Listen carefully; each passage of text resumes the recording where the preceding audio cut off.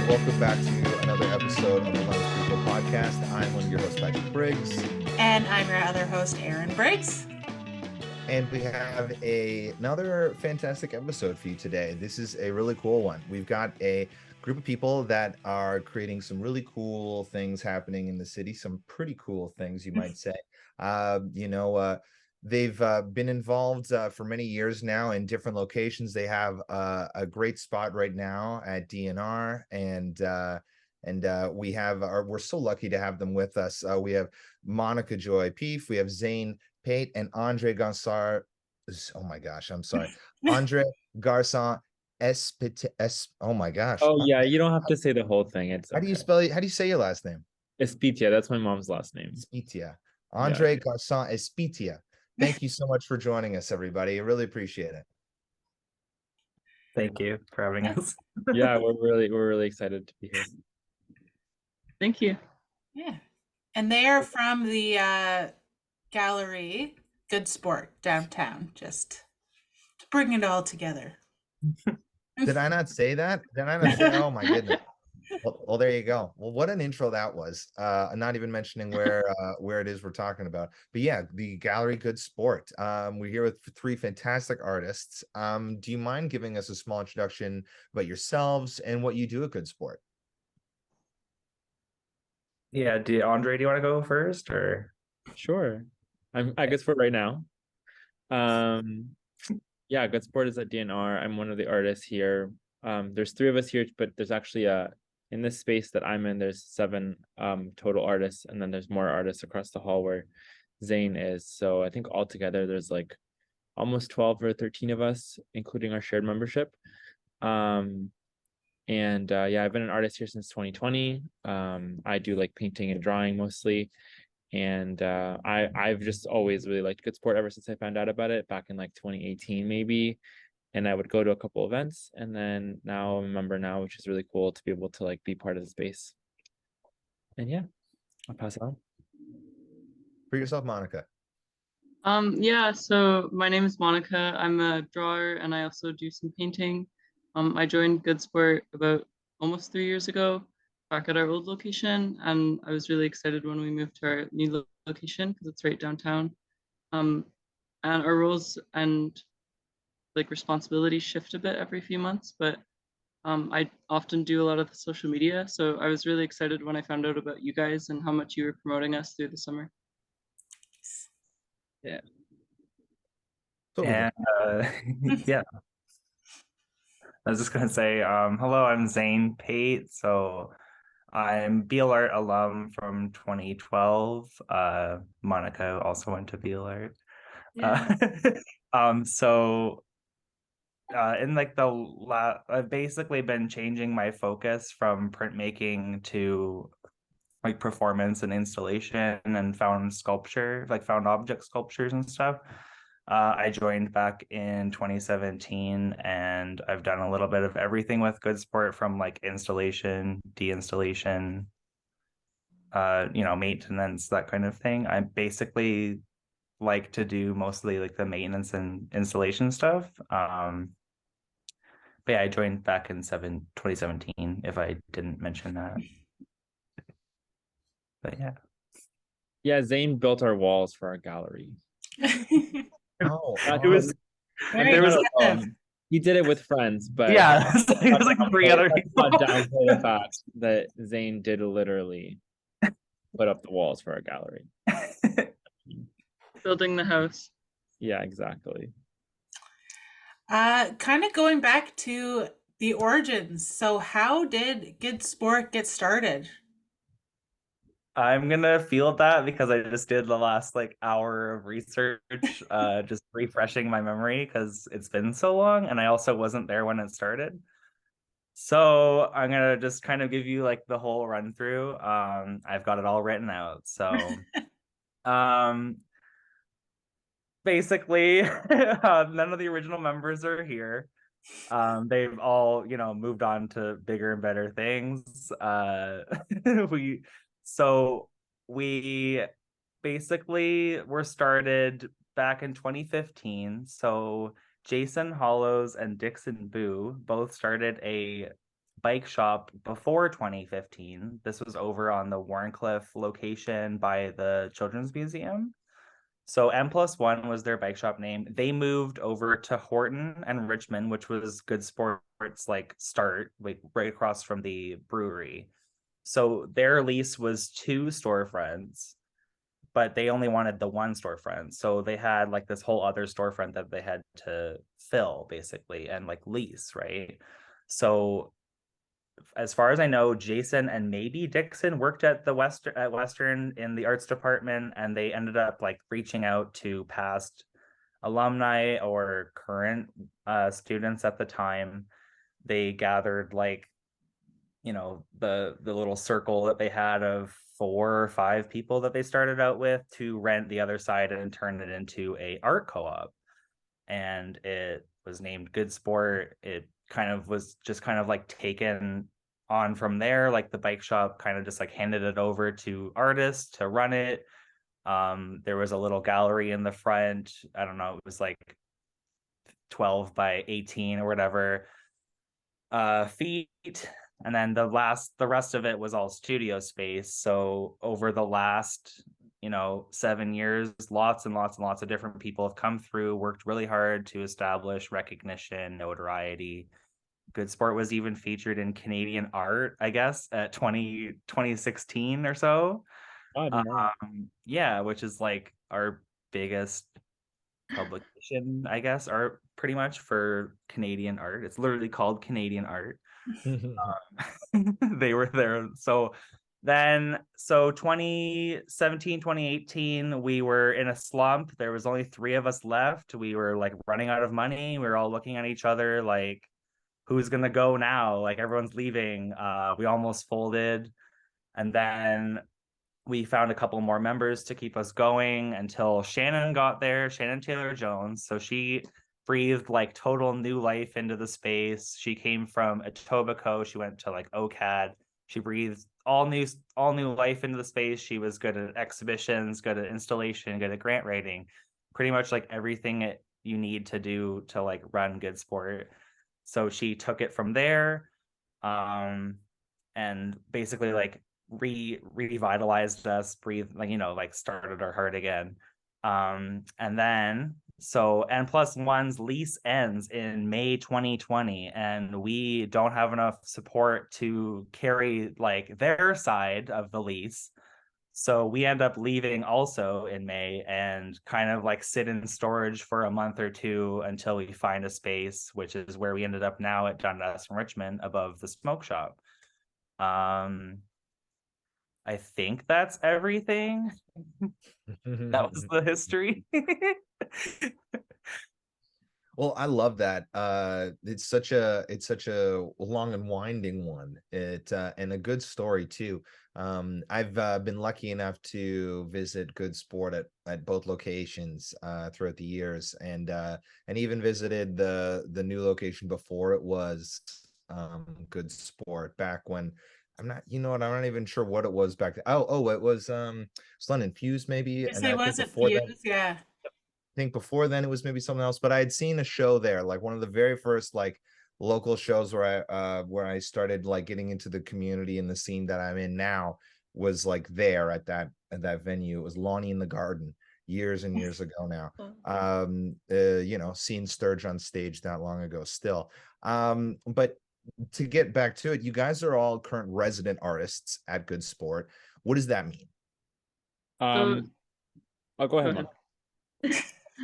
That just means that we have a designated studio space where we can like set it up and arrange it how we want. We can leave the space and leave our works in progress up. We pay a little bit more rent than our shared members.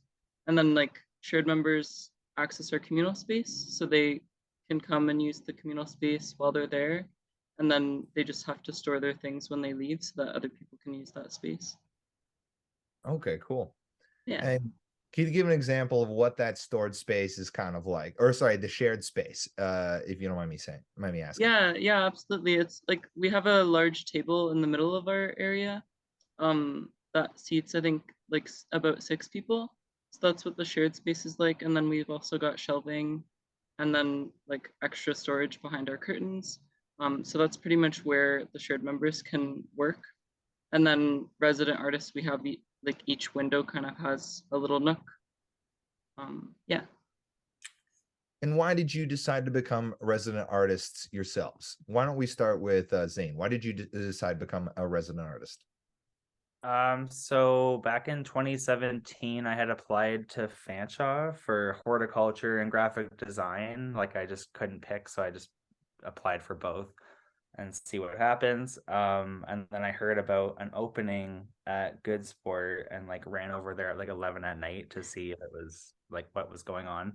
And I'd never even like been there or anything like that. I just kind of was like, my brother told me that it was available. He did a lot of work with N+1.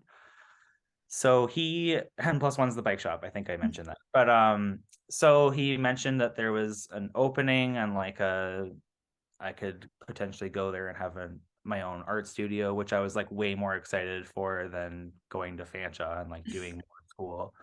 So I ended up choosing the art studio over post-secondary, and I'm still there. so yeah, basically, yeah, just more excitement than the other alternatives. So I love it. I love it. Yeah, And good great. community, obviously, too, right? sorry.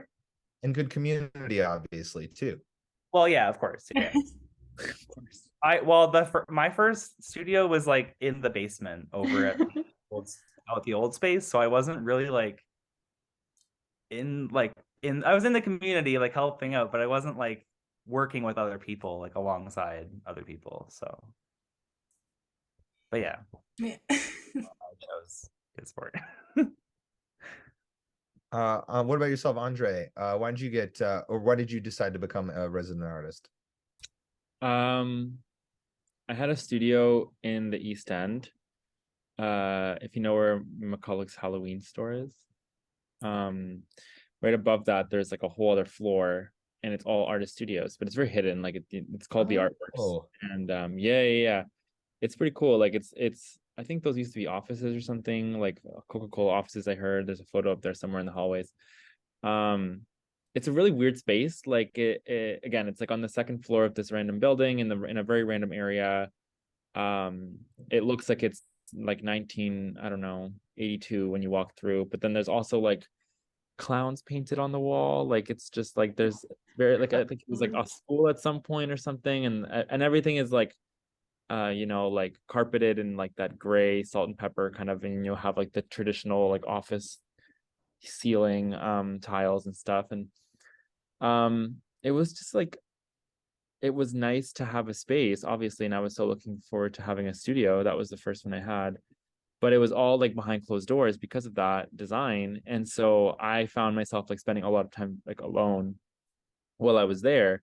Even though there was other artists on that floor, everyone would just kind of go to their studio, and everyone there was like, I don't know, like 60 years plus. Like all the artists were like a lot more like farther into their careers, and like there was obviously a generational gap, but they were very friendly. But it was just, it's not the same as around being people your age, right?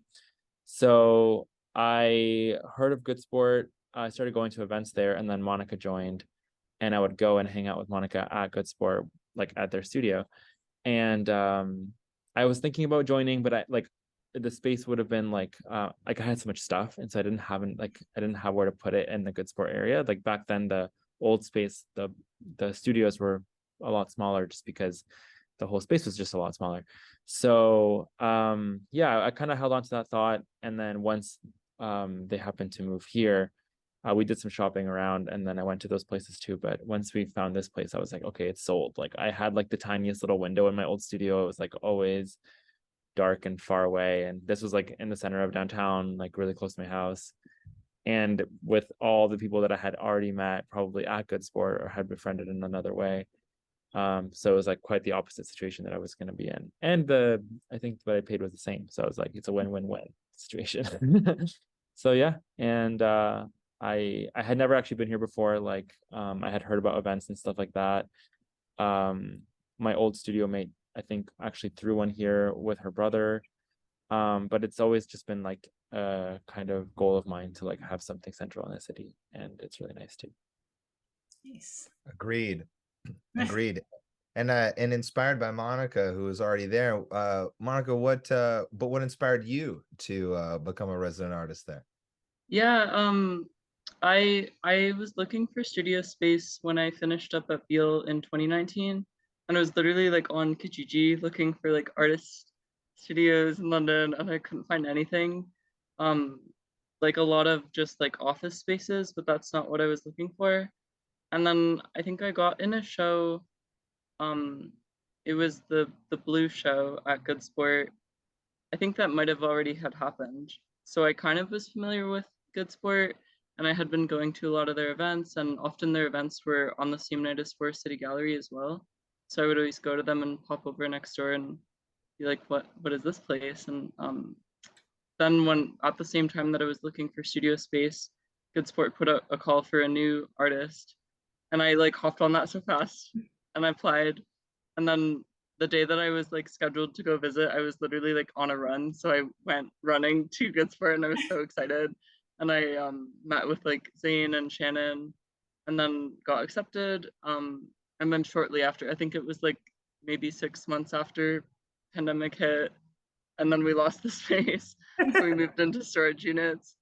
And like Andre was actually a really big part in us getting our current space, because upper left, the previous unit, the owner, he put his space up like for rent on Instagram, and he said like, I just bought a new building, so this one is going to be for rent.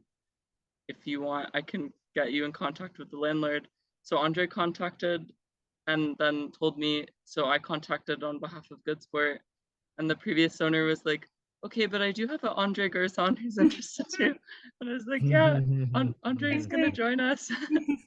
So that was really cool. And I was like, just couldn't have expected how much I would appreciate being in a collective that I'm like friends with a lot of the people in it. Because I was kind of solely looking for like studio space. I didn't know what being in a collective would look like, but it's like better than I could have ever expected. Just like being able to go to a space and people are sometimes there and I get to talk to them while making work, or we make decisions together, we exhibit together, stuff like that. So cool. Very cool.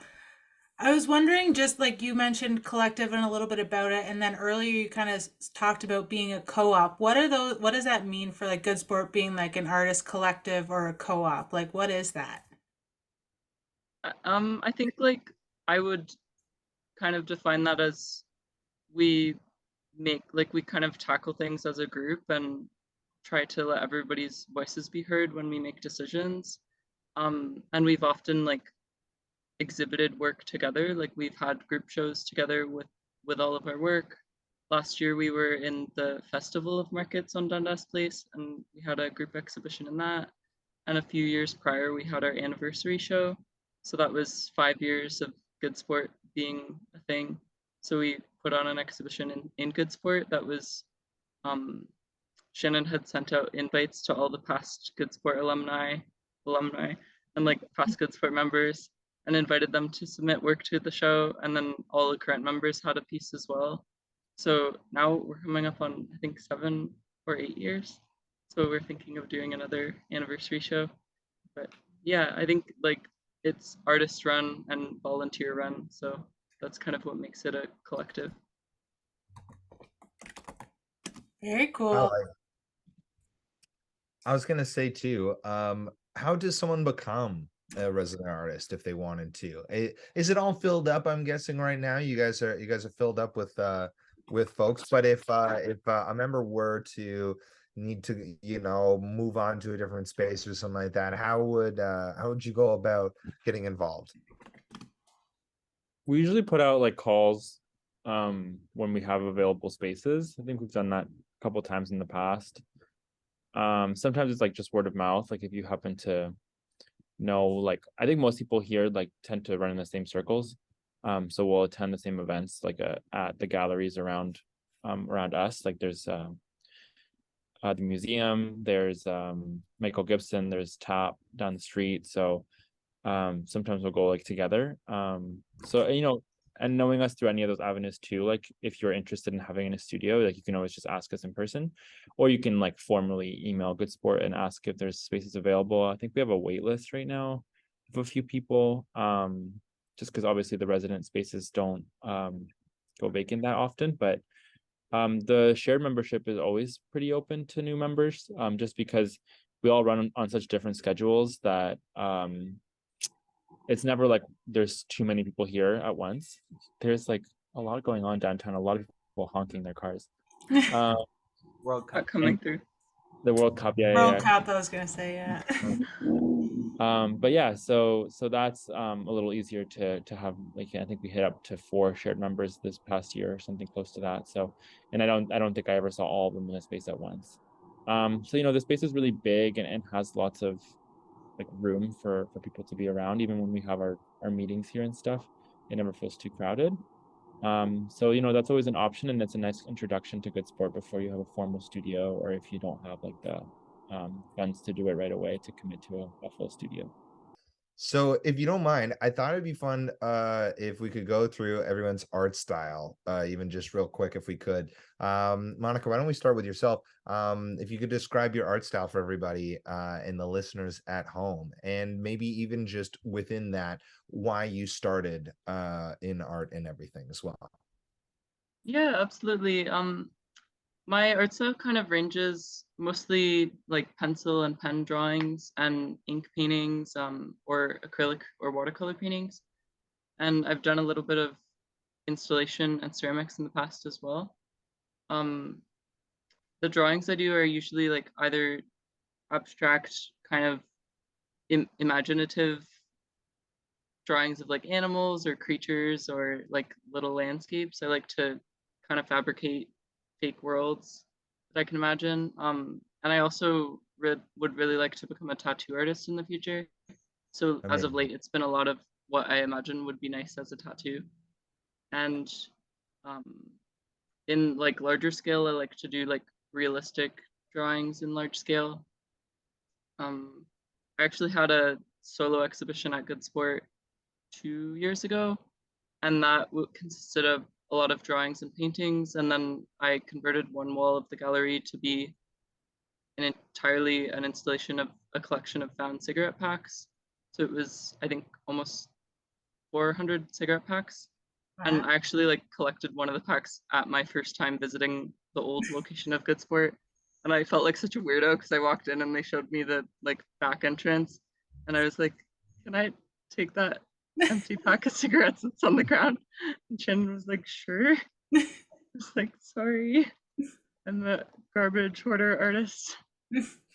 Yeah, so I really like, I think a lot of artists are hoarders, but I like collecting things that I think are interesting and then thinking maybe someday I'll use it in a project.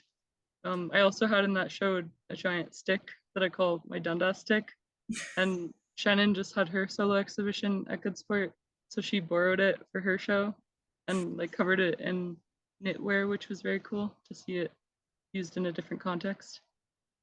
And why Monica as well? Did you just like, what was the big inspiration to get you into like visual art in the first place? Ooh, I think I've just always been interested in art since I was a kid. Like I was always drawing things from my imagination. And then when I was in, I think like grade 8, I learned what Beal was and that they have an art program, and I was like, okay, I want to go into that. And I really enjoyed it. And the more I got into it, the more I was like, well, I'm definitely not going to stop doing this because it feels good. And I like making stuff and I like sharing what I make. So. Awesome. And what about you, Zane? How would you describe your art style and what you do? My art style is kind of in the process of changing right now, just from 2D work to 3D work. So I mainly do like really crazy designs. I'll do like really cartoony, punchy designs. I'm inspired by like, you know, Batman, Looney Tunes, pretty much anything that's like printed too. I'm like heavily into printmaking, so anything that's printed, especially if it's vintage, like posters, tickets, little like bills from theaters, that sort of thing is like, I'm really inspired by a lot of that stuff. So then with the 3D work, it's kind of like taking the printmaking knowledge like back into the three-dimensional world, and I'm trying to figure out like how does this old method of printmaking, or these ways of us like producing things, like how does this carry into the future. So I'm kind of like thinking of how does things like wrap around 3D objects, or how can I fold it into a 3D object. I'm also like getting into costume making. So I'm trying to like kind of like basically like immerse myself in my art and become like part of it. And before, I was really focusing on like two-dimensional stuff, so you could just like put it on a wall and like run away and hide, basically, because I have like a lot of social anxiety and a lot of problems there. So I'm kind of like flipping the script and throwing myself right into the art itself, and like inserting my whole body into the art, basically, and installing around myself and interacting with my own pieces. And so I'm basically making pieces that are like pretty much just for me right now, that I can interact with and like learn and express myself through the pieces that I'm making, and like share that with people, rather than like creating things that they can put in their house right now. So I'm kind of like, COVID really messed me up. So so yeah, that, I think that covers most of it. Yeah, like strong printmaking background, shy, who is interested in like movies and everything. So everything I'm interested in is like art related. And then realizing that I've been like squashing that whole side of me for 31 years. And now I'm trying to like retrain myself to back of who I used to be when I was like 3 years old, like painting and like not worrying about anything. So yeah, that's the whole circle. Well said. I feel like well said. It's very hard for the artist to kind of like separate that, like, who am I making this for?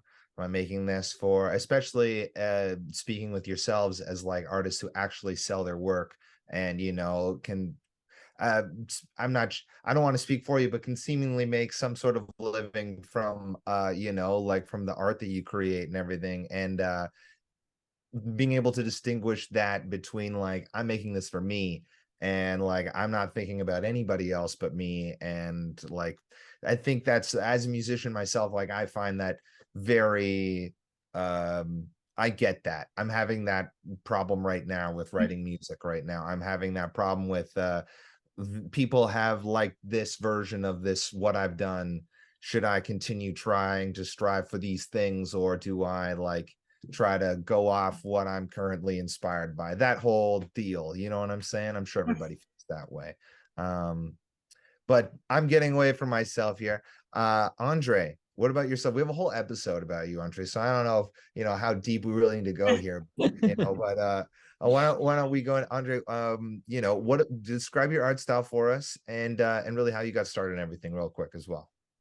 Yeah, I love what Zane said, like that we're all kind of just trying to return to our childhood art making selves, because I think it's so true, and it's so what I'm trying to do right now as well.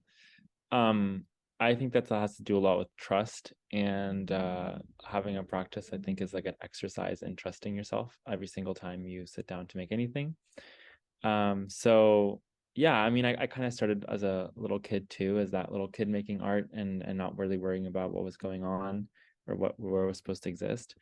And I took like little art classes when I was growing up, and I think in high school I really started to get attached to art making in a way that was like fun, but also like a bit therapeutic, and way to spend time alone. And I got really into photography around that time as well. And then I ended up studying graphic design at Fanshawe here in London. And after doing that, I realized that I wanted to go back to like art making. And I started in like my little bedroom in my parents' house with like 3 or 4 desks and just like whatever I could do. and definitely have tried many different things up to what I do now. And now I do a lot of, like I said, painting and drawing. It's a lot of self-portraiture. For me, it's like really valuable to tell personal stories in art making. And so I try and value my own story through that process. And I try being as experimental as possible. So I've done stuff on paper and stuff on canvas, and also a bit of sculpture, a bit of ceramics, some writing as well. I enjoy writing too. So trying to like excel in all of those places in the way that I can, and the way I can interpret my same story and through those different avenues is exciting to me. Yeah, now I'm really focused on scaling my work upwards. I was always very timid and made everything really small because I just didn't think I had like the ability to make it any bigger and still have it be good. I was really like in love with editorial illustration and basically the whole illustration industry for a good little while. And so that kind of work always exists on a page that's now bigger than 8x10. So now I'm trying to break that mold. So I'm kind of working on bigger stuff now and private commissions and stuff like that to kind of give myself the environment where I can allow my creativity to run loose and not worry so much about like a rigid format that it needs to exist in. But you know, going back to that thing about being a kid, it's funny that it just ended up gravitating to like essentially like crayons and like oil pastels and things like that, things that have that very childlike look and feel. But you know, like trying to elevate the image itself. And yeah, that's what I'm doing right now. That's I love awesome. it. Getting back to basics. Absolutely. Yeah, exactly. When in doubt, right? You guys have all kind of expressed like why art is important to you, but also like you guys are putting your hard-earned money into using this space at Good Sport. Why do you think it's important to have a space for artists in London like Good Sport? Like a space at all, or a space like Good Sport? Space like Good Sport, especially. The reason that it's important is I think it's because we're like constantly learning from each other. And we're also like stronger together, like similar to a band. Like say you're a musician and you're just starting out like solo artist versus a band when you have like 3 or 4 other people. And it's kind of like a stronger bond. It's like a stronger force. Like you're noticed more, you're more like you're kind of not forced, but you're more like there's more motivation because there's other people there. They're constantly asking you what you're up to, or there's checks and balances, and there's kind of like a community there. There's things to learn. There's like humbling moments. There's all sorts of reasons why you would like thrive in an area like Good Sport. I think like also having some place that's like accessible also in terms of like price isn't important. Like it can be really hard to find a studio that's like adequately priced and affordable and like still spacious enough and comes with all the perks that Good Sport does. So I think that's also important. And as a gallery space too, like pretty low barrier. Good Sport doesn't require emerging artists to pay a fee to exhibit or list work for sale to exhibit.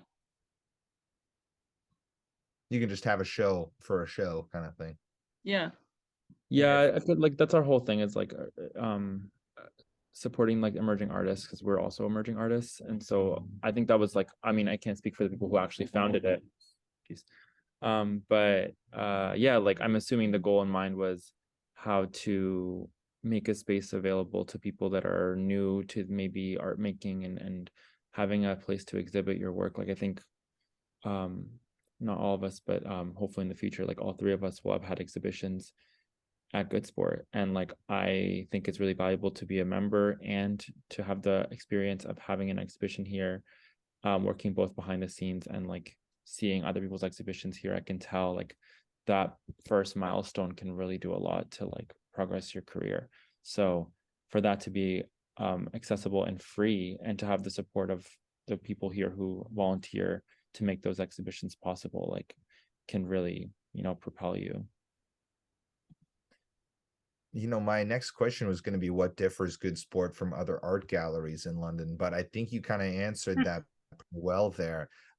Is there anything you wanted to add to that though? Because I think that's like, it's really well pointed out, because I didn't know that it's just like sometimes people don't realize with concerts and everything, you have to rent the hall. You have to rent where you're performing, you gotta, if it, like the liquor license that evening for, all those kinds of things, that all comes into play. So to have that accessibility with this like free space, that's already a huge step up, at least free in the sense of like, running your shows and everything. Is there anything else that really kind of differs this space from regular art galleries? I think like, oh, go ahead, Zane. I was just gonna say, does Monica have anything to add? But yeah. Thank you. What were you gonna say? I mean, I think what else differs us is we have like a pretty rotating kind of roster of artists, and I think that really keeps the perspective fresh and gives us like the ability to kind of transform. Like I think everyone who's joined Good Sport has made an impact on it in some way or another. I think we're going to talk about it a little later, but like our relationship with Dundas Place and stuff like that was really a lot of Zane and a lot of Shannon and Monica and Jacqueline, like people who really spearhead individual projects can really like build Good Sports relationships in the city. And we all kind of do that in our own way. I think like we all bring something to the table and therefore each contribute to Good Sports growth. And then when it's our time to go, somebody else gets the opportunity to do that same thing. And like even when we accept members or we have like an application form, within the application it states like we are a collective run by volunteers, and like what are you willing to contribute to continue our space, to continue like making it available in the city, because it wouldn't exist without each of our labor. So I think that's really worth noting too. And like, we pay to have our studios here, but other than that, like we don't get anything else out of it unless we put something in. And that's always kind of how it's worked, I think. Also, I think a lot of galleries say that they're willing to break down barriers of what makes something inaccessible in terms of like submitting, because like submission processes are pretty lengthy often. And Good Sport is very open to, if someone can't do the process of submitting work in a PDF in via email, we're very open to having a Zoom call with someone or having them just come into the space and show us examples of work. Like it wouldn't be fair to say that we're accessible and then not allow someone to show us their work and what they want to exhibit in the easiest way that they can. I like that. Less formality. Yeah. This episode is coming out. It's going to be later in December, so maybe if you want to make this more for the new year, are there any like exhibitions upcoming that you want to kind of promote right now? Be like, make sure you check out. We have these things coming up in 2023 that are be really cool. Just check out. People can mark their calendars. We do actually have a holiday market that will be planned for December 11th and December 18th. So we'll have that in the gallery space, and it will kind of be in combination with a studio visit. So people are invited to come and visit our studios and see a little bit of what each artist's area looks like, and then shop original work and Good Sport merchandise. And like we're gonna have a series of holiday cards from a few of each of our artists. So that will be on in December. And I think we've got several things in the works of being scheduled for 2023, but I'm not sure if we have any solidified dates to advertise yet. Speaking of, if somebody who isn't involved in Good Sport wanted to say use the space to run a show, is that available? Yeah, absolutely. We have a little space for like info on submissions on our website. Our website's good-sport.ca. And then under our About tab, we have like gallery and submissions. And then you can always send us an email with a submission or like with more information. Our email's illbeagoodsport@gmail.com. Awesome. Way better than my email. I like that. We also we've been working with like we've been in talks with is it like Test? What is the Test market, yeah. Test Market. We've been in talks with them. They're interested in doing stuff with us in the future. And also Stompbox is also interested in doing stuff with us. So there's a lot of like talk, but it's kind of up in the air right now. I know a few of us are planning on doing shows or group shows during the next year. The best way to hear about those would be like through Facebook or Instagram or our website. Yeah, as far as like January or February, I can't really think of anything that's like set in stone to promote. I think after that, though, we have an exhibition lined up every month until up to October, if I'm not mistaken. Nice. So I think it'll be a mixture of resident artists and other artists in the community that'll be showing. So yeah, I think it'll be a good year for Good Sport. Like I think this is the first year back to like regular kind of programming after. Yeah, we were so backed up after like during the pandemic. Obviously, we're still in a pandemic, but every time someone submitted, we were like, okay, does in 1 year from now work for you? Yeah, it was nice. We got to focus on doing like virtual stuff, and we were doing good talks during 2020. I was the first one, and I think the only one that got to do it in person, or maybe one more other person got to do it in person, but after that they all went virtual. So you know, it was nice to like be able to focus on ways how to like kind of, I think around the time like we kind of revamped Good Sport, like opened the online store and kind of redid the website and stuff. So now we're excited to kind of be able to have events here in person, and yeah, hopefully events that are like not necessarily exhibitions too. I like that you mentioned that, because it's like, you know, if it's possible, why not? Yeah, like we do have like before the pandemic, we had like more workshops. We had drawing night where you just come in and draw. Like we do plan on like doing those things again, but we just haven't really like structured that yet again, because it's been 2 years since we've been able to, and we went through the move. But I know like I think we there's a few of us that want to do workshops now in the coming year. And you know, we also have like we like to do like a studio tour every year. So I'm not like speaking for the group, but I imagine that we'll do another one in April, or like maybe March. As the weather gets better, we usually do a studio detour, which kind of is a response to the studio tour.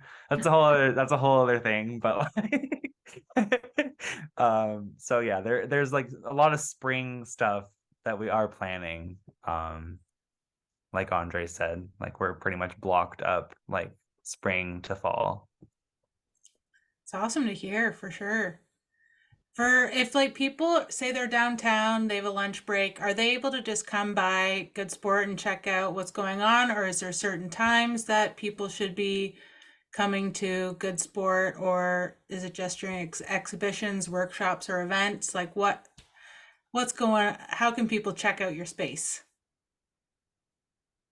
Well, we have So like Saturday gallery hours from 12 to 4. And you can make an appointment during exhibitions too, I think. Yeah, and pretty much like we have an open appointment, so anybody who is willing to make an appointment with us, or say they're downstairs and they message the Instagram, then if someone's upstairs, like chances are we'll let you in and we'll show you around. We've done that like countless times. I'm there pretty much every day after 12, like at noon. So I will like be gladly to show you around for half an hour or whatever.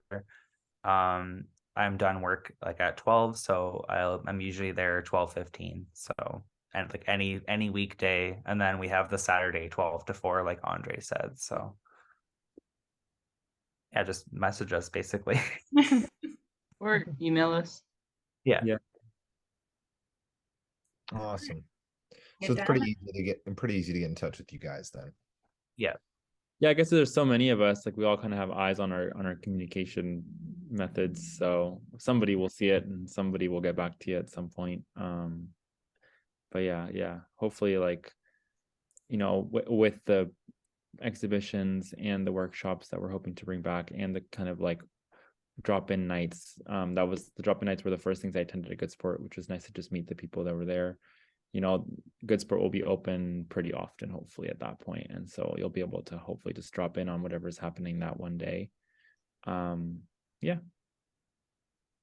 And yeah, we usually try to have an opening every month. It's usually a Friday night from 7 to 9. That's kind of it doesn't have to be that, but usually it is 7 to 9 on a Friday night. They usually run later too because people are having a good time. So keep an eye out for those. Usually it's like either the beginning or the end of the month on a Friday. Nice. Lots of ways to check it out. So no Really? excuses. Yeah. Now speaking of great events going on, Good Sport, like you mentioned earlier, Andre, with in Dundas Street, Good Sport was a part of the art nights on Dundas, the events that were happening every Thursday throughout the summer. Can you explain a little bit about that? How'd that get started? I can speak on that. So Colton Kaufman, he was the kind of the ambassador of Dundas Place last year. He sadly left just last month, I think. But he reached out to Good Sport with the idea of doing an art night. He already talked to, Sammy, I can't remember her last name, but they were talking to like other art, TAP and the other places that will create like an art night basically every Thursday night. So they reached out to us. We had a meeting with Colton a month before it started, and I don't know. I was like really gung ho with doing every night because I work a survival job, and anytime that someone offers me an opportunity to use my other skills outside of my survival job, then I'm like gonna take it. Because I don't want to work there forever, obviously. So I was like, I'm gonna do every night. I don't care if anybody else shows up. I'm gonna be there every night. Every Thursday night, I'll be there. Like, I don't care. I start work at 5 and it went until 10. So like 10 at night, and I start work at 5 in the morning. So it was like really hard to do, but like I'm really happy I did it. Like, we wouldn't be talking to you if we didn't do it. So and then as the summer went on, like more and more people were more interested. Like Monica was there almost every night too, and Yasmin was there a lot. There was the 3 or 4 of us that were like really gung-ho about it. Yeah, so I don't know if that helps it.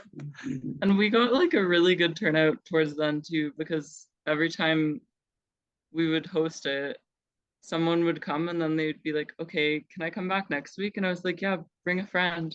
And they would. And then like we had people showing up with like 4 people plus. And I think the last 3 times we were like maxed out of seats. Like we just had our 3 Wow. tables, and I had to keep going back to the Dundas Place office and being like, can you bring us more chairs? But it was really awesome. Like Zane was facilitating printmaking workshops. I was running the Good Store booth and also facilitating like drop-in art workshops and doing people like portraits. But the interest really, like the momentum and interest really built up over the summer. And I hope that we can do it again next year because it was really fun. We also like had a finale the last Thursday was a exhibition that our resident artists Shannon and Jacqueline put on. So it was a mini exhibition on the street, which was very cool. That's super cool. Makes it really accessible to everybody just walking by and go, Yeah. that's some pretty cool art. Definitely. Oh, I love that. And like you said, are you planning on doing it again next summer? Is that already in talks? If Dundas will have us, I think we would love to, yeah. I'm pretty sure it was kind of like not confirmed that it was happening again next year, but they were asking us if we would do it, and we said yes. So Yeah, Very hopefully. cool. I think it will. It's nice to hear that there's now some kind of like more spaces in these events for artists in London, but what do you think needs to kind of be improved in the city for artists? Like, is there more spaces to showcase your work or more promotions of the events that are going on? What do you think needs to be improved to showcase London artists? I think a little bit of both. You guys do a really great job at promoting events. Like I have found out about so many events in the past like year just from following you guys on Instagram. Thank So you. yeah, I think more of that, more spaces and more funds. Like the most important thing I think is being able to get artists paid. So more funding to artists in London and surrounding area. I can agree with that. Absolutely. I can think of a couple ways. Like there's so many ways that we interact with art. Like there's greeting cards, there's, like nurseries like have murals on the walls or whatever. Like there's so many different ways that we interact with art. And if we can like make it more normal to reach out to a local artist to help us with those things rather than like going to like Hallmark or Walmart or whatever, then I think that's like a huge step just to break that barrier of like thinking that art is always like going to be $1,000 glass sculpture or whatever. Like there's so many people out there that are creating great things that are affordable and like readily accessible, and there's really no reason that people don't buy more art. Like I think that's just like a good message for Londoners. Like you don't have to have a bunch of money to like own original art, or at least like something from a local artist. Like, Absolutely. And there's too many good local artists to not be supporting them. So absolutely. Speaking on that, do you have any advice for emerging artists in London about how to get to maybe not even like just like your level, but like how to get more involved in the art scene, or just like some pointers on becoming maybe even professional artists, or in a way, sort of thing? I think like when I first wanted to get involved, I just like attended as many events as I could. And just went to like all of the art openings. Like we usually be on like the same night anyway, so it was easy to kind of hop around. And yeah, and like there I would meet kind of people that were obviously just like-minded and interested in the same thing. And it kind of like helped me find the place that I kind of fit into. Like it took me a couple of years to find good sport, obviously. And so I don't think that would have been possible if I had just like sat in my whatever makeshift home studio and like waited for something to happen.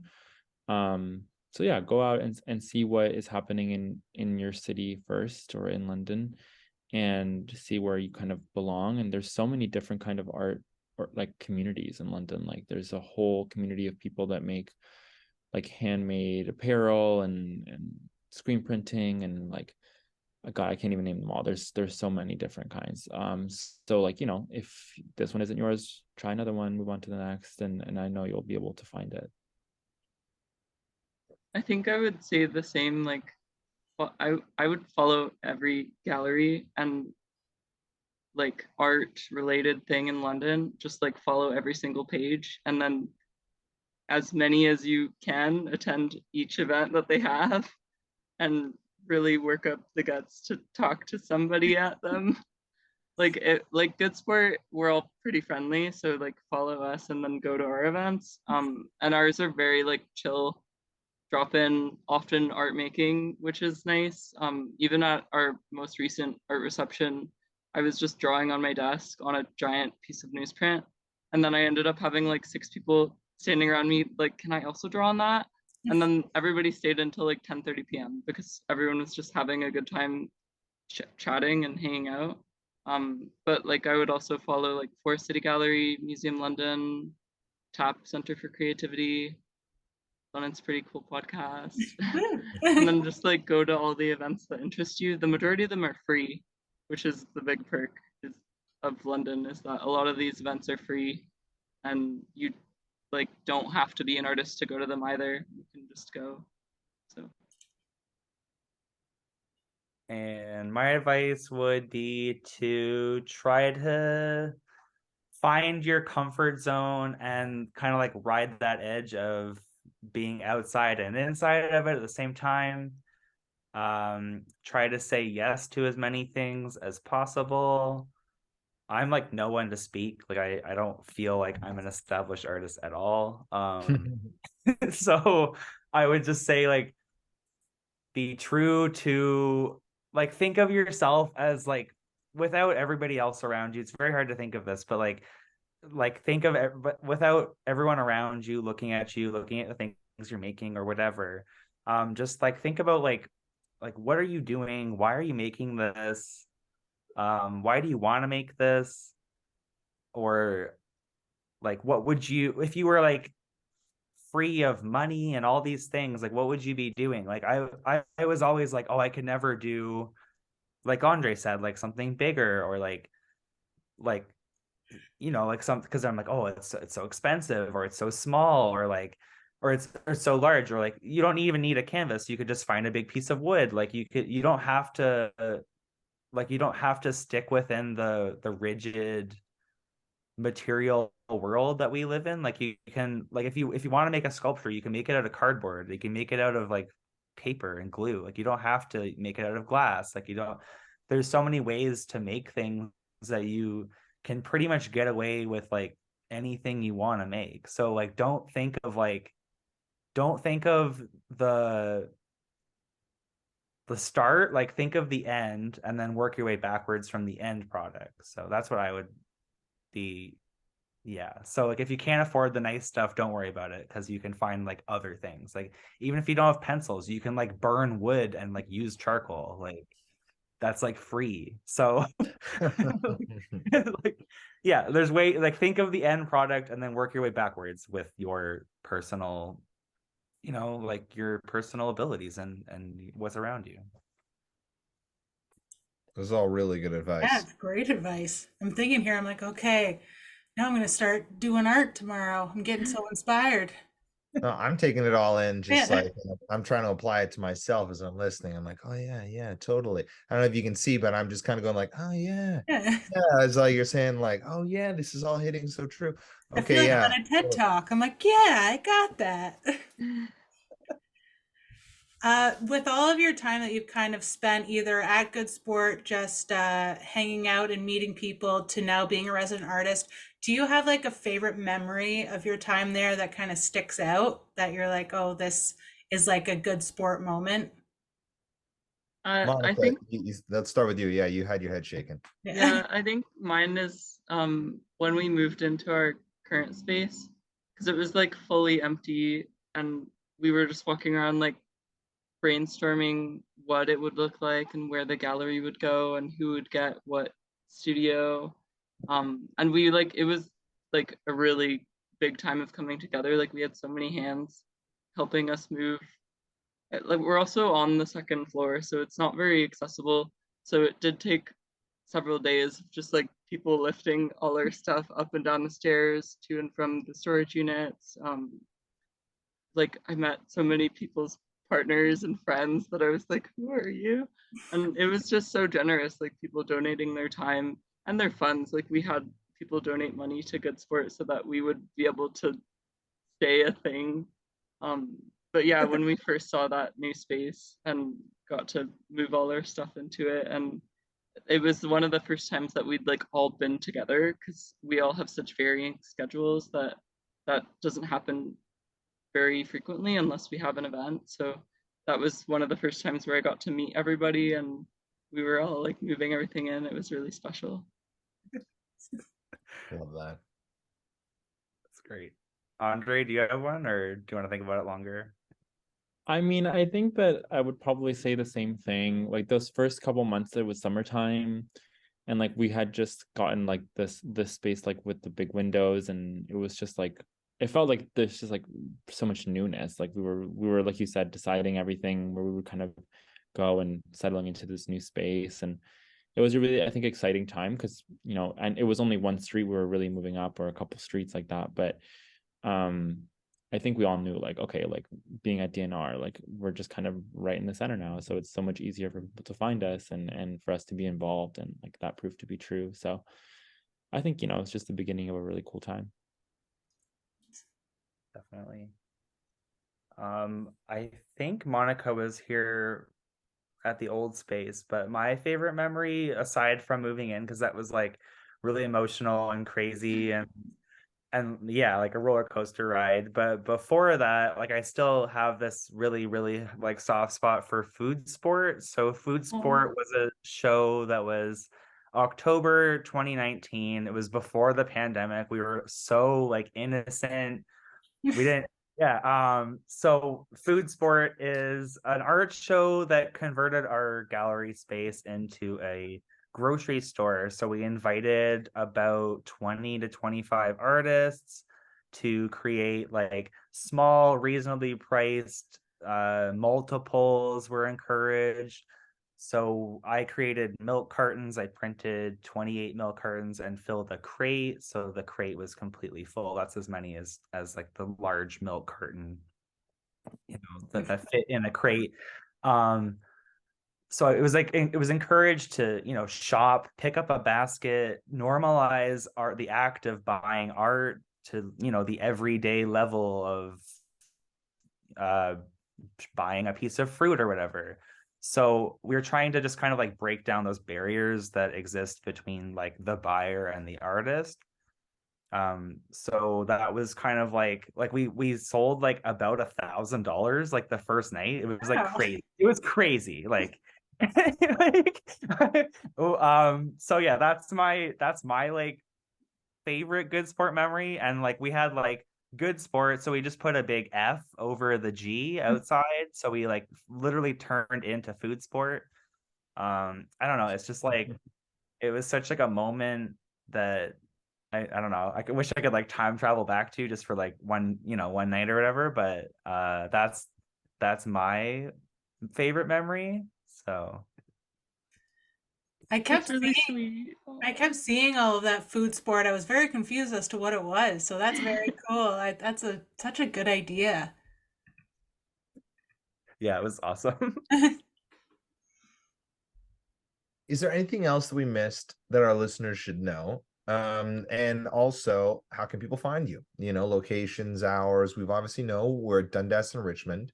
But social media, anything? Is there anything that you guys want to let our listeners know before we get into some London-based questions? Well, our Facebook and Instagram is Be a New Sport, and our TikTok is it's Be a Good Sport, and then our TikTok is I'll Be a Good Sport, and our website is good-sport.ca.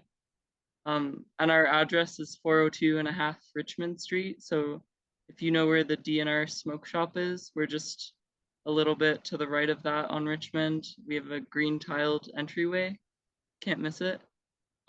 If we have an event, then we'll have a little doorbell out, so you can press that to get up. But if it's not during an event time, you can send us an email, and someone's there will let you up. Awesome. As far as like things that you guys missed, it's because not everyone's here, so don't forget that there's literally like 10 of us that aren't with us right now. So make sure you check us out on Instagram, like familiarize yourself with these local artists that are just down the street from you. And there's lots of people that put in the work and that help it exist and continue to exist. It's awesome. Everybody get out to Good Sport. It takes a village, right? It takes a community of people with good hearts and souls and like-minded attitudes to make something like this work. So it's really cool to see it happen. More than anything, it's an inspiration as on the outside to be like, wow, this exists and this is happening and is like supporting artists in our city. So you should all be very proud of that. But on to our London-based questions, as we are London's Pretty Cool podcast.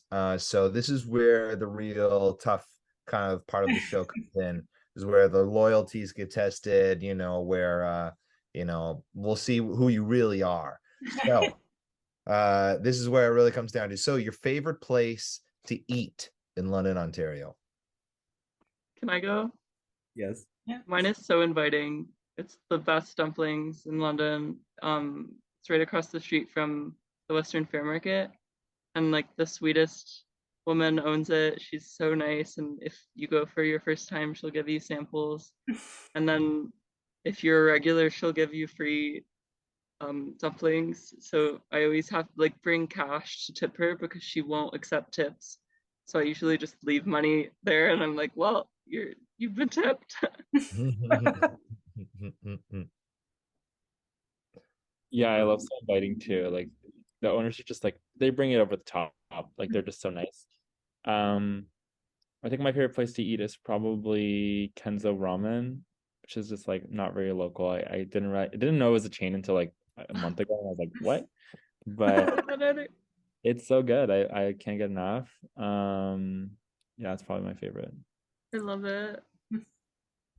For mine, I always get like coffee and cookies from Has Beans, so that would be my main go-to. It's located in the market. You can access it from the main entrance of the market. So if you see the big clock, not the tower, but the big Covent Garden Market, rotary yeah. clock at the front.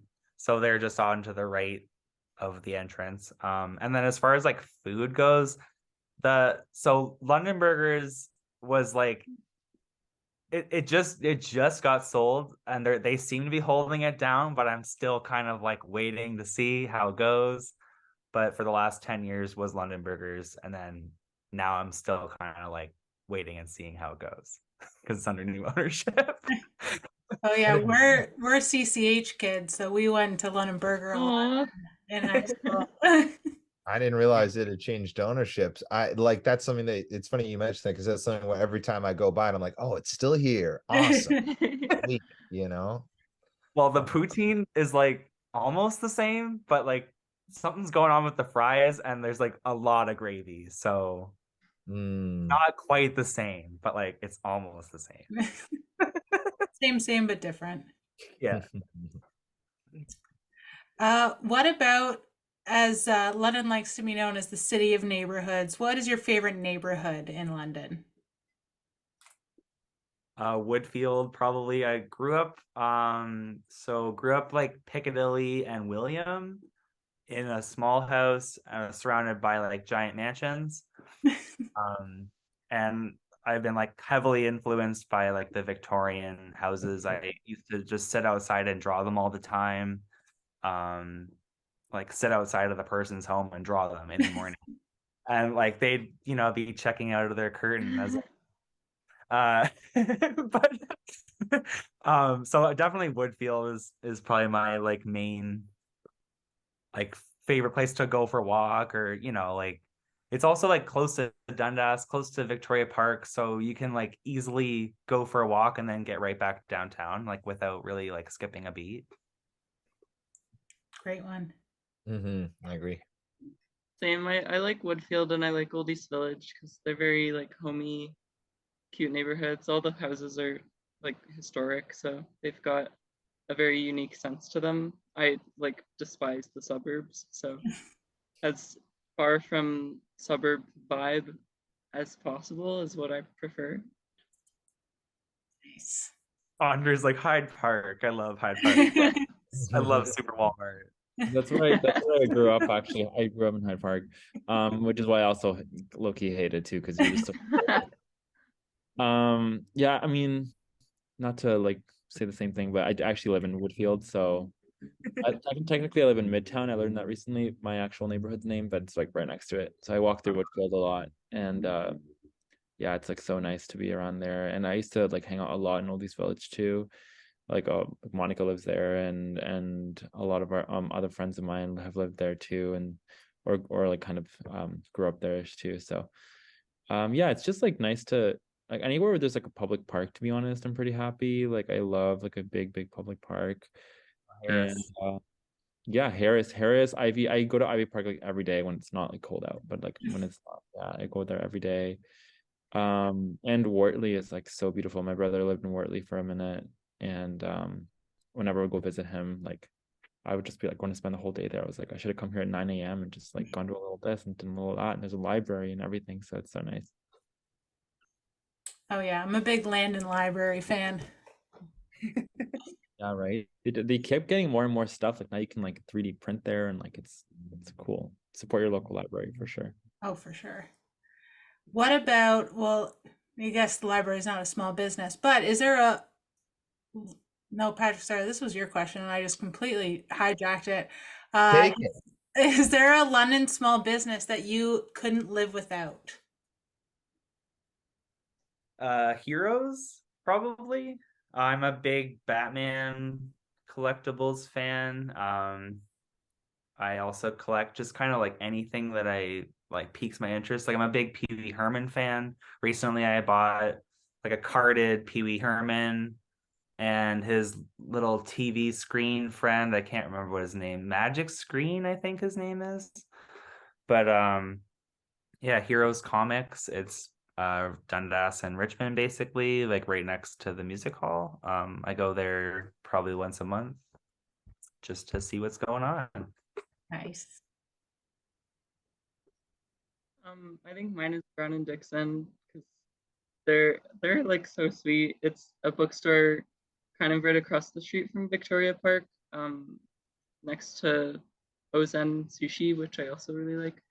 But Brown and Dixon is like very affordable and very kind, and they often host events. Like they just hosted a like mini concert. They also hosted a zine workshop that I facilitated, and they're so friendly and they remember faces.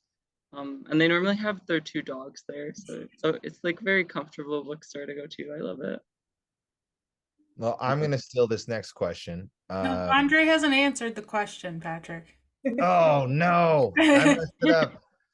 I'm messing with my mute button over here. I'm like, is it my turn? Yeah, I think I would say probably like the Covent Garden Market. I love going there and like because there's like a million restaurants in it too, so you can like have something different every day. Everything's so delicious. Like all the owners are so nice. Like yeah, it's so close to here, so like I end up going a lot there too. Nice. Now you can go ahead. Well, yeah, I guess I can now. I think those are all great choices and businesses that I also would have a lot of trouble living without. That we'll curtail that into this one. If you would have a perfect day in London, what would that entail? Okay, so it would be coffee at Has Bean's Coffee, and then you could take King and walk west to the river. You could walk either way, and you could, walk along the path, finish your coffee, and then I would swing back up the metal stairs over on the right, which would be by Blackfriars. You bring that up to like the Eldon House, you can swing back down to Good Sport, spend the day at Good Sport, probably grab another coffee at Has Bean's, 3 hours after your first one. And then you could go to Heroes. You could buy, whatever's retro and attracting your eye, or new. Just everything that's old is new again. So you can probably find a revamped version of the old thing that you're looking for. Yeah, and then I guess you would finish dinner off at Londonburg. It's a great And day. And oh, maybe like the Highland for a movie. I think they're playing the Gremlins pretty soon. They're playing like Total Recall soon. Yeah. Yeah, those are probably all like already done by the time this comes out. So check Highland's local listings. Become a member too. Just like Yeah. become a member of Highland as well. I can go. It's so cute of a question because I feel like we're gonna have such similar answers. Like mine would probably be like get a coffee at the market. Um, this would be in the summer or like spring, but I would then like walk up Richmond and go to like a few bookstores, um, or go to like Bijan's and get art supplies, and then go back to the market or go to a restaurant downtown, get takeout, probably the market because you can get a little bit of everything, and then have a picnic at Harris Park or Vic Park, and then go to a reception at the museum or tap or Good Sport. Yeah. Well, we all have to slip good sport into our answer. You have to. Take art. Part of an The essential perfect day. part. I'm not gonna spend my last day at not a good sport. It's not your last day. Last Got a little dinner. morbid there. Yeah, I love I love going to the like Saturday morning summertime kind of thing, like walking to the Western Fair Market, like going to the like Silk Road and the other thrift stores in Oldies Village, getting like a little stuff from the market and a coffee and just hanging out, and then probably like yeah, go to Vic Park or Ivy Park and sit by the river for a bit, and then go to Good Sport for sure, and spend some time there. Definitely like dinner downtown, like on perfect day, like Garlic's or like some really nice restaurant. There's some really nice restaurants on King as well. And then maybe like drinks at why am I blanking? What's the restaurant next to Beer Lab? Milosh. Milosh, that's it. I always Oh forget. yeah. I love that bar. It's so nice, and they have like a nice, cute outside patio. And yeah, I mean, if it's a really good Saturday, go out to dance at like Lavish, probably. Oh yeah. Those are some great days. Got to try this out now. Upcoming Saturday. What about a hidden gem in the city? So this could be a person, a place, or a thing that you think is kind of a hidden gem in London. Andre There- just mentioned this, but Silk Road, like it's in Oldies Village on Dundas. It's like the best thrift. I love it so much. It's really cheap, and the owners are the sweetest people in the world. Every time I go, when I buy something, the owners like go grab a drink out of the fridge. So I get a pop, and they have three huge cats. So I often go and like don't buy anything because I live very close to it. So I'll just go to say hi and then pet their cats and see what they have. I'm like, okay, nothing for today, but I'm also like a big advocate of bringing my donations there. So sometimes when I do that, if I then try to buy something in the same day, she'll just be like, just take it. And I'm always like, no, you have to let me pay for it. Yeah, it's like definitely a hidden gem. I love it. There's like a really good restaurant right across the street from Silk Road, like a Thai restaurant, and it's like literally the Ooh, tiniest yeah. restaurant in the world. It's good because like like so their kitchen looks like a regular kitchen, if you know what I mean, like a house, and like it's like like probably a grandma back there making your food, and it all is amazing. So yeah, like I think that's like definitely a hidden gem. The food there is incredible. Um, I would argue and say Good Sport is a hidden gem, and you should. Yeah. But that's my answer. Hidden gems for me, a lot of them have closed. Like the King's Diner has closed. Yeah. Oh, LA, that one was so good. I yeah, missed LA it. Mood. LA Mood has moved to the factory, and like I can't go in there. I just like for personal reasons. I don't know. It's I'm like thinking, I'm like, huh, the Stamp Shack is gone out of the Galleria. There's like all these places I used to go to that are gone now.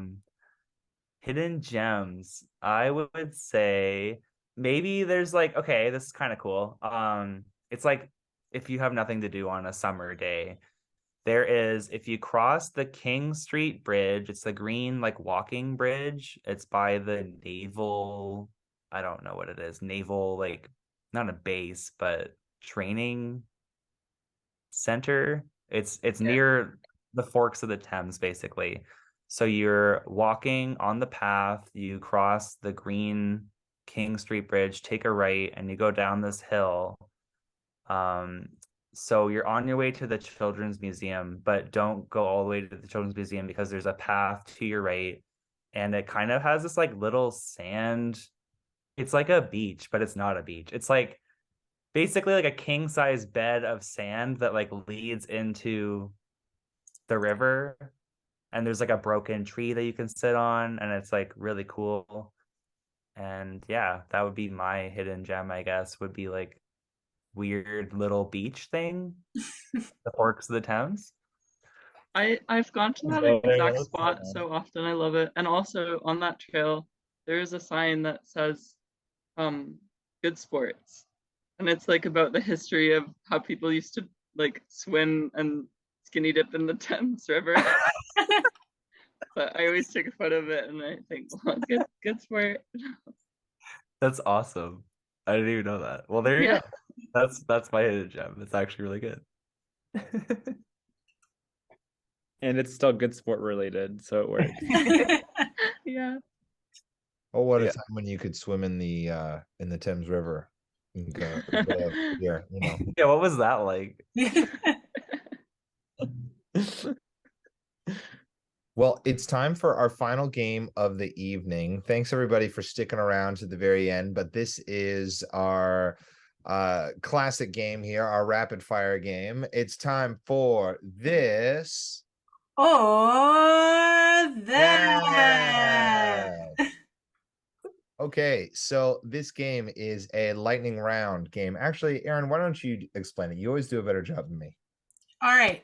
So we're going to give you two options that are pretty similar of things that are in London, usually places or things to do, and you're going to choose either this or that. So we don't want any explanation. Don't even think about it. Just whatever's the first thing that comes to your head as that's the one that you want to choose, yell it out and let everyone know what you're choosing.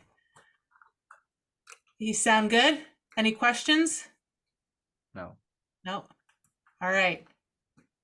All right, first one here. Western Fair Market or Covent Garden Market?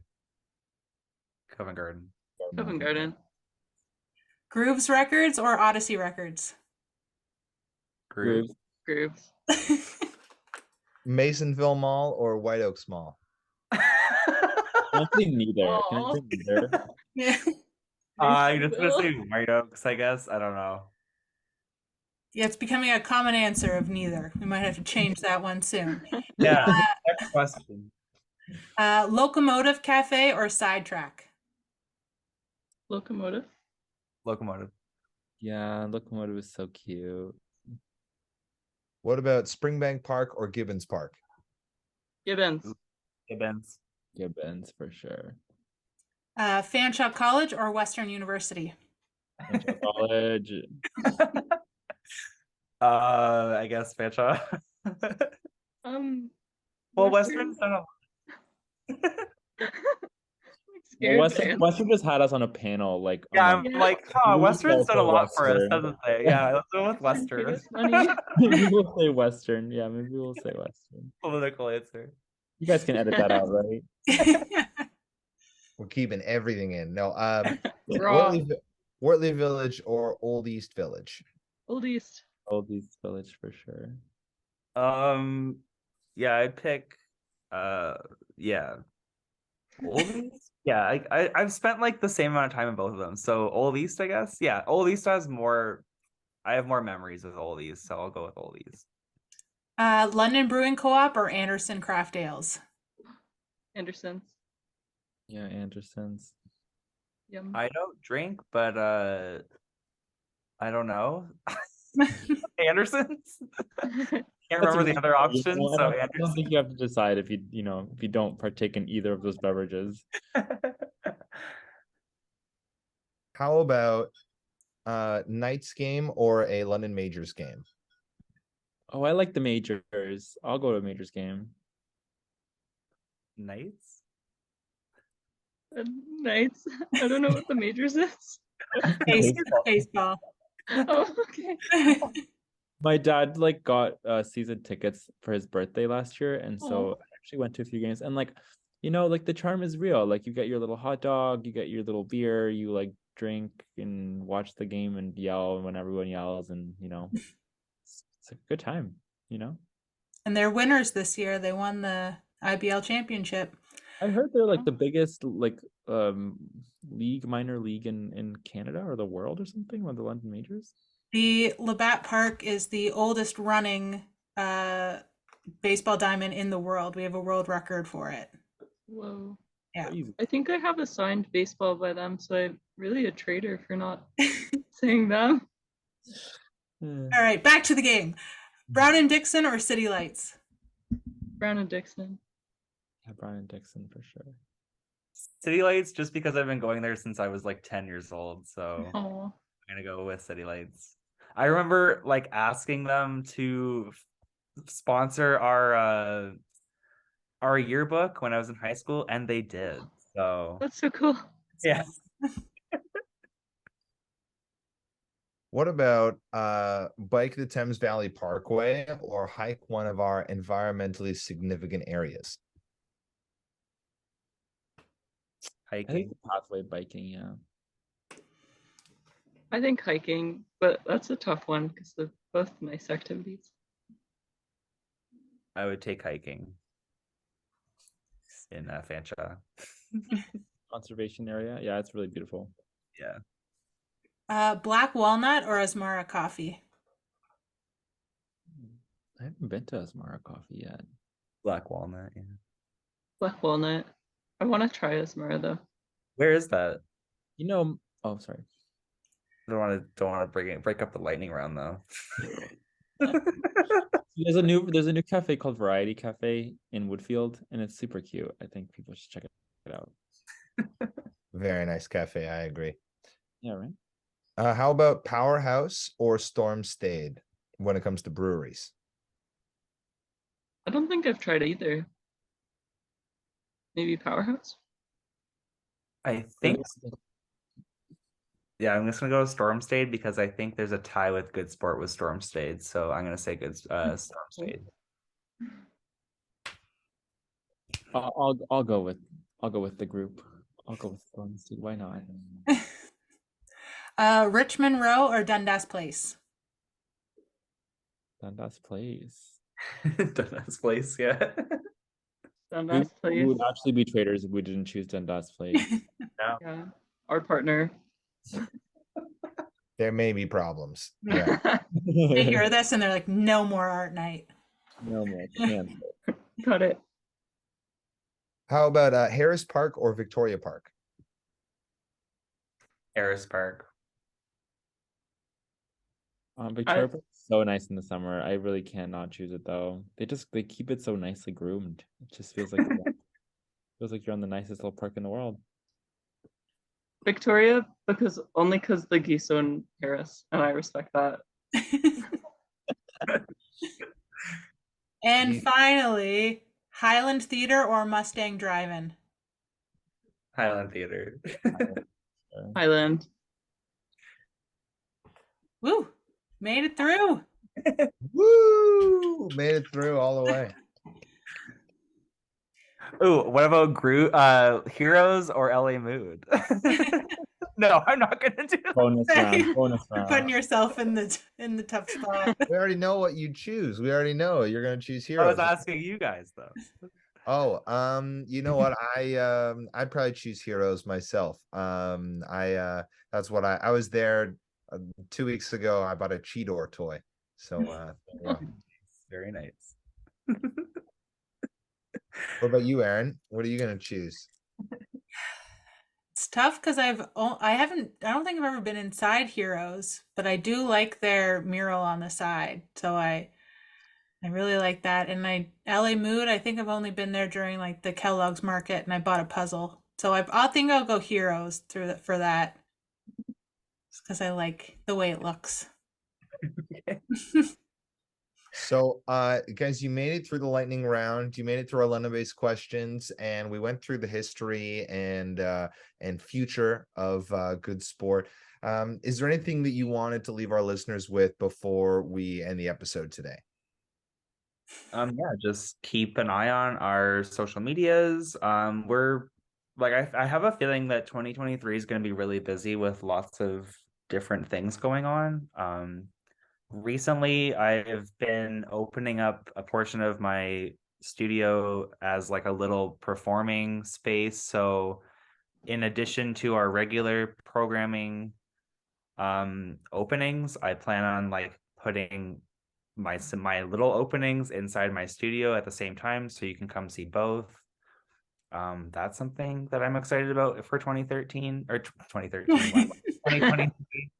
I'm old, so like I'm still saying like 2015. That sounds very cool. We had the privilege of seeing Zane's performance like the past few weeks, and it was incredible. So yeah, if you are able to come out, you don't want to miss it. I think it would be wonderful. Maybe that'll be the title of a future show, 2013, something like that. Next year, yeah. Yeah. That'd be good. You could dig up things from 10 years ago. Yeah. You find a lot of New Year's stuff from 2013. Well, thank you so much for joining us today, everyone. We really appreciate you taking the time. For our listeners, follow them on all the social medias. Be on the lookout.